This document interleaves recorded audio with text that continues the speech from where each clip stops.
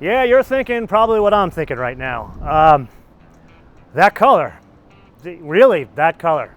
And see, here's the thing. You and I, we haven't had Toyotas in the show, but what, 3 years? And they started with, I mean, what Toyotas are, boring and practical, not me. Like white cars and gray cars and crossovers, and we drove that Camry, which was very good, but not Gulf livery blue good.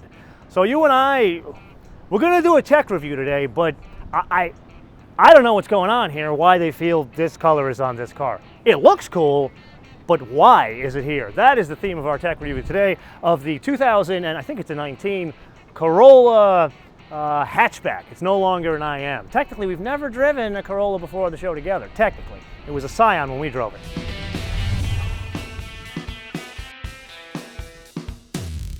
So let's talk engines, but first let's put aside the boring stuff, the output. 168 horsepower comes in at 6,600 RPM, 151 pounds of torque comes in at 4,800 RPM. Now if you are an IM aficionado, that is about 15% more horsepower and over 20% more torque. All fine and good, but what's the engine? Well, it's a 2-liter, 4-cylinder, direct-injected gasoline engine.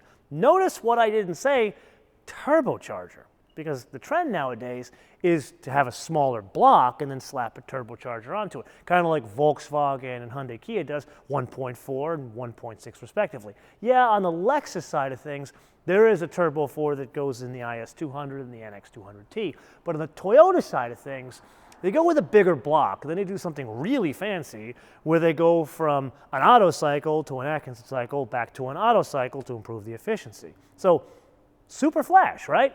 But then there's two other things going on. The transmission. Now, I am very excited to share with you that there is a manual transmission on offer, and of course, that is the one you and I are going to drive in the full first drive review. But an open letter to the folks at Toyota, arigato gozaimasu, for continuing with the manual transmission. Then, CVT. We're expecting a CVT, because Toyota, they've kind of been going in this direction, following others. But they did borrow a page out of that, remember the Nissan Versa Note we drove like 5 years ago? That was the first CVT that you and I drove that had a real honest gear in it. Only one, but there's a gear. And the logic was to have the engine work more efficiently under load, so like pulling away from a light. And then it switches over to the regular CVT kind of thing. That is what's going on here. And then last but not least, when you think Toyota, you think reliability. Well, a car like this, it's very fancy and has a very high feature engine, and there's a lot of budget, because it's an expensive car, to have things like a timing chain, which runs the valve train. And the reason why a manufacturer will put a timing chain into a car like this is it's less maintenance, it's more robust. It takes, what, 200,000 miles to have to change one of these things. Well, most cars like a Corolla, they have a timing belt, which needs a lot more maintenance, has to be changed between like 60 and 120,000 miles. So it's a huge nod to longevity, not just reliability. Get it? Okay, so being a car guy all my life, I've come to expect that the interior of compact cars, not exactly the Taj Mahal, both in size as well as opulence. However, you and I have noticed over the past couple of years that there has been a change, like a tide is going in a more positive direction when it comes to these things. And it's not just Toyota, it's Nissan, it's Mazda. And this is by far the biggest shift that Toyota has made. And it's not just one thing, it's like design as well as color and trim and then some tech. Let's start with design. This arguably is a more simple design than the outside of this car. Like if you look at the Camry or the CHR, there's a lot of lines going, like for some reason when Akio Toyoda said we need more passion in design, I think the designers at Toyota translated that we need more lines. This is a great example of less lines, and I would argue that is more. I never like to tell you what you guys can see. But then there's the color and trim people, and I think they knocked it out of the park here, especially this one. This two-tone white and black with a little bit of gray in the seats. Now, in the full first drive review, we're going to drive a black interior, but I wanted to show you this one because this is much fancier. Like, for example, remember when we saw the Cadillac, like, cut and sew? That was way back in, what, like 8-10 years ago. Now it's starting to make it to a Corolla, even down here. And then it even picks up like an old Ferrari trick where the door panels are 2 levels and the level is denoted by different colors. And it really makes this thing a more pleasant place to be. You even see some of that down here in the console. Then it's gotten somewhat fancy in that this has heated seats. It's got this big screen here, and then even a screen over in the dash. Now that's of course in more fancier models.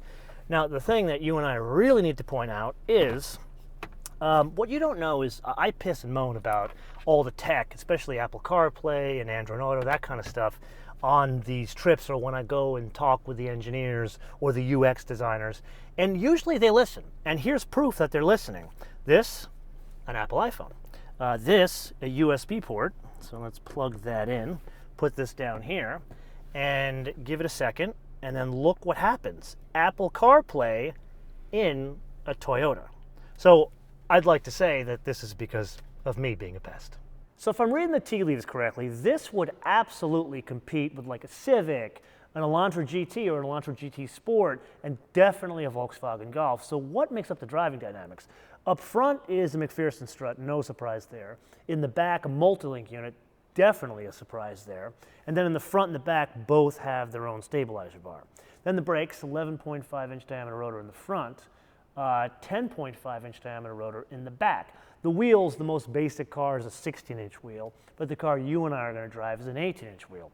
Then, falling under the heading of definitely surprising, is there's like a poor man's torque vectoring control in this thing. It's not like what's in a 991.2 that you and I drive. It's a brake-activated torque vectoring control, and the idea is to help with cornering on the inside wheel when you're driving it very aggressively. Now, this is something you and I are definitely going to have to try out on some of the canyon roads outside of San Diego. So let's stay on the hangar to talk about some more important numbers, but here we need to once again look at the competition to properly frame this discussion. So that Civic, that is absolutely eating everybody's lunch in this segment right now. And it has a wheelbase of 106.3 and a length of 169.9. As a basis of comparison, the Hyundai Elantra, which is kind of like the cute runner-up, that also has a wheelbase of 106.3, but the length, 179.9. Now back to the Corolla. The length, very similar to the Civic, 169, but the wheelbase, 103.9, so noticeably shorter. And it impacts 2 areas. First is the weight. Now, it's not exactly a porker, but you would think because it's shorter, it would be lighter than everything else. Well, not exactly, because while the car is lower and wider, it's not exactly lengthwise shorter, but it also doesn't have as much high-strength steel as that Elantra. Because remember, we've talked about this many times, that Hyundai is really a steel company masquerading as a car company, so they can afford to put all the fancy materials to make the car. But Toyota, well, they're putting more underneath the car. They really can't afford the high-strength steel. So it's 3,060 pounds. The second thing it's going to impact is the driving dynamics. And that is something you and I are going to spend some time talking about in the full first drive review, so make sure you come back for that. In the interim, I want to leave you guys with a question, and the question has everything to do with where these cars are manufactured. So the Honda and the Hyundai are both manufactured here in the US. The Toyota is manufactured in Japan. So my question is very straightforward. Does that make you more likely, more interested to buy the Toyota, or less likely, less interested to buy the Toyota? Let me know yes or no, and most importantly, why or why not. Let me know in the comments below or via our social media, MotoManTV all word, MotoManTV all word, Facebook, Twitter, and Instagram. And with that, I look forward to seeing you in the full first drive review. Bis später.